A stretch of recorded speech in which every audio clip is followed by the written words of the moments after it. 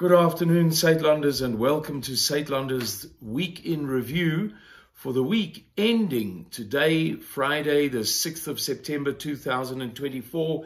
And before we continue, I remind you that today is the anniversary of the assassination of Dr. Hendrik French Verwoerd in the South African Parliament while waiting to give a speech in which allegedly he was going to announce that mining houses in South Africa would no longer be entitled to pay to a special concession whereby they paid only 10% company tax. He was assassinated by a Greek lunatic called Dmitri Tsafendas by being stabbed in the neck on the 6th of September 1966. Right, on Saturday the 1st of August, the New York Post wrote an article in which it was revealed that scientists have concluded that for the first time in over 6,000 years of human history, humans are getting fewer. For the first time ever, the number of humans on the planet is declining consistently across the globe as birth rates plummet and rates of death increase. And we know what that is to do with, don't we? On Sunday, the 1st of September, Saxony and Thuringia, two states in eastern Germany, part of the former communist East Germany, held their state elections. And the AfD, Alternative for Deutschland Party, did exceedingly well, winning hands down in the one and probably having done enough to be the dominant party of a conservative bloc in the other state parliament.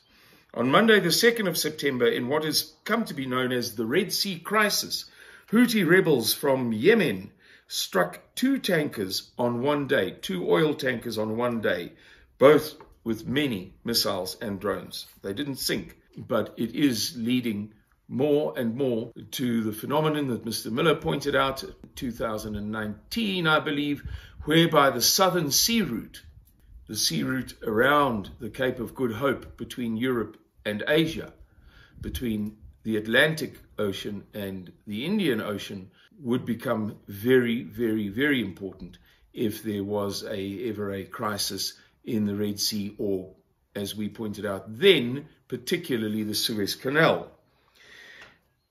Also on Monday, the 2nd of September, Vladimir Putin arrived in Mongolia in yet another successful recent international economic initiative by Russia, this one concerning a major gas pipeline to run from Russia to China via Mongolia.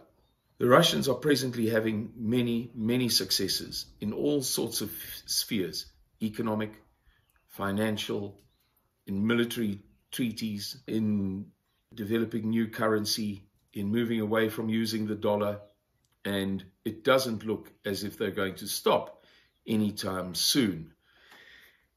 As you may be aware, I believe that it was the World Bank, or it might have been the International Monetary Fund, announced that they had been adjudicating Russia's economy incorrectly. I forget the technical reason, but they've been assessing it incorrectly for decades. And that now that they're able to assess it correctly, they figured out their error, the glitch in the system, the error in the formula. Russia has the fourth biggest economy in the world.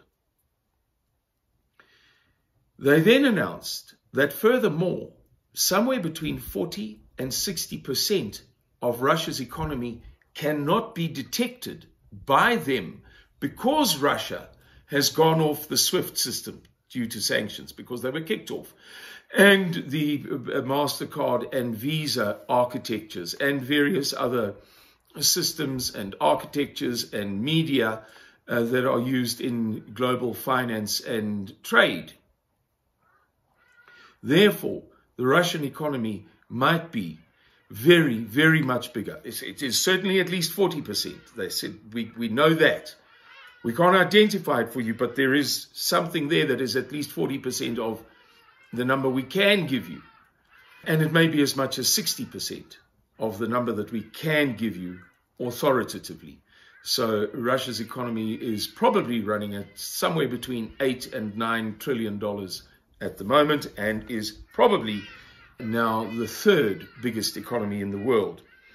Also on Monday, the 2nd of September, Turkey, they've changed their name. We're meant to pronounce it Turkiye. Turkiye formally applied to join BRICS, citing its decades-long failure to be admitted to the European Union due to only 3% of Turkey's land mass lying on the continent of Europe.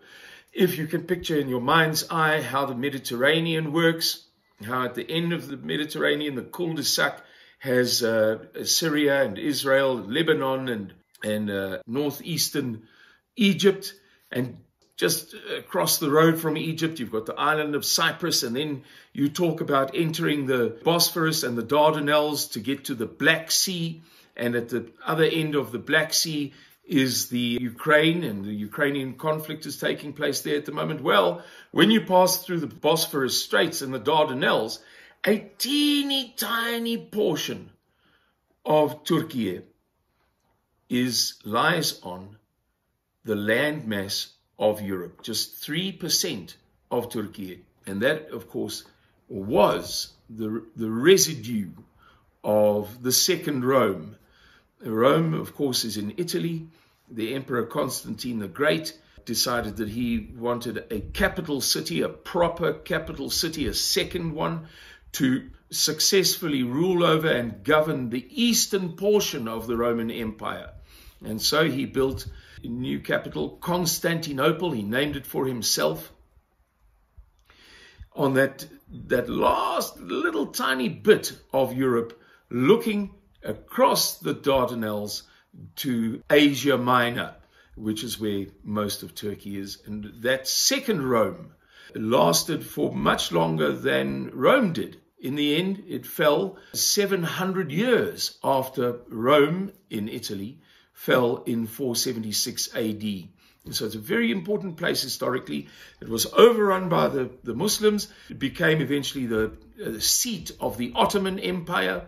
It is now Istanbul, but it is not allowed to, or Turkey is not allowed to become part of the European Union. So they've joined BRICS, and it's a very, very big event because although legally speaking, there's no contradiction between being part of NATO, which Turkey is, and being part of BRICS, which is not a military alliance. It's an economic cooperation bloc. There's no legal obstacle.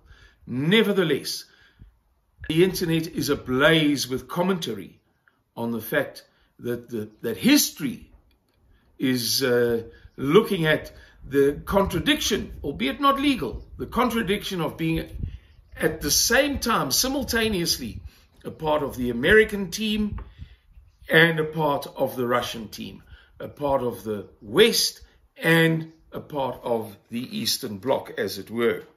Very important event. Also on Monday, the 2nd of September, the Brazilian Supreme Court upheld a previous decision to ban Twitter X from Brazil because of Elon Musk's refusal to submit to demands from Brazilian authorities for say in censorship, in the censoring of X in Brazil.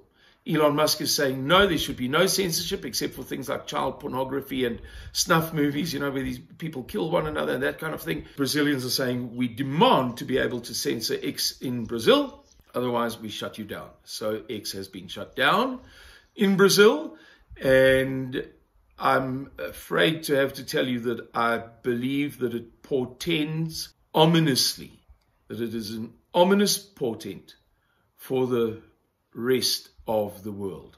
I cannot see how other countries are not going to follow the Brazilian initiative, as in a sense France did when it arrested 2 weeks ago Pavel Durov, the founder and owner of Telegram, for exactly the same reason. Tuesday, the 3rd of September, the World Health Organization announced that they had successfully vaccinated well over 156,000 Palestinians in Gaza, in the Gaza Strip, where Hamas and Israel are fighting at the moment, against polio following an outbreak of the disease in the Gaza Strip. And this is quite a big thing because polio is meant to be, I think there are 4 strains of polio, and 3 of them are meant to be totally wiped out. There's no evidence to be found of them anywhere in the world, and the one is 95% wiped out. How did polio suddenly crop up on a reasonably large scale out of the blue in the Gaza Strip? Did somebody put it there? And the second thing to mention is that we as conservatives naturally have an opinion on the revelations that have been made in recent years about the sinister nature of vaccinations, not least the revelation by RFK, Robert F. Kennedy Jr., that they have now conclusively deduced that autism is caused by childhood vaccination. End of story. On Wednesday, the 4th of September, South African members of parliament were stunned to learn that unless the post office receives 3.8 billion rand in funding immediately, it shall have to go into liquidation within a month. There's no update on that story as yet. Will they get the money or won't they? On Thursday, the 5th of September, that is to say yesterday, in the Democratic Republic of Congo, a rollout of Mpox vaccines shall now begin, since the first batch of Mpox vaccines was received yesterday from Europe. Also yesterday, the EU, USA, UK, and 7 other countries signed the first ever binding treaty on the use of artificial intelligence systems. And I have no doubt that that is going to become a big theme in the years that lie ahead of us. Rhodes University has in the past week been closed down. All classes have been suspended indefinitely because of the water crisis in Grahamstown. It is that bad. Imagine you have to shut down a university because your city council has over decades persistently and stubbornly failed to sort itself out regarding the provision of water. Ladies and gentlemen, thank you very much for watching this video. I hope that you've found it informative, and we look forward to seeing you again next week. Goodbye and God bless.